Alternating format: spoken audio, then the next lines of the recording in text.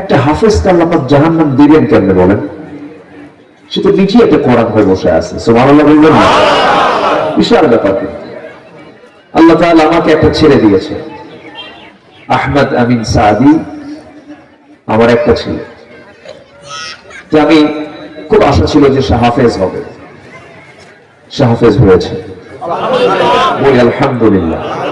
যেদিন ওই অনুষ্ঠান হয়, এই যেরকম মাথায় পাগড়ি দেওয়া হবে, এই অনুষ্ঠানে আমাকে দাওয়াত করা হবে।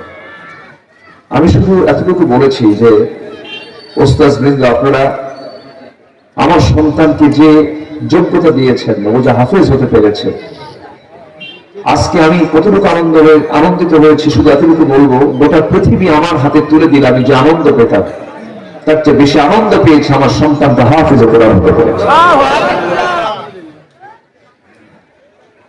আপনি কি করবেন ভাই? আপনার কি অর্জন বলেন? আপনি প্রেসিডেন্ট, আপনি মন্ত্রী, আপনি বড় বিচারপতি না। আপনার ক্যারিয়ার এইভাবে করলে হবে না। আপনাকে হ্যাঁ বিচারপতি হন, কিন্তু কোরআনওয়ালা বিচারপতি হন।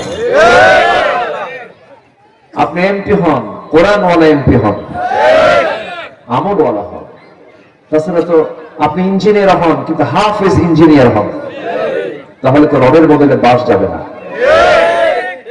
আমার দেশে কি রাস্তায় রডের বদলে বাঁশ যায় নাই? রড কি দিয়ে কাজ করছে? রড বানাইছে। রডকে বানাইছে কি? বাঁশ। না বাঁশকে রড বানাইছে? তো সেটাই হোক, বাঁশকে কি বানাইছে? রড বানাইছে। মানে মুরগির আগে ডিম না ডিমের আগে মুরগি? এটা বলা মুশকিল। By the people, of the people, for the people. ডিমের আগে মুরগি না মুরগির আগে ডিম? কোনো কিছুর আগে কেউ না, সবার আগে কে? আসতে বলবেন না কে?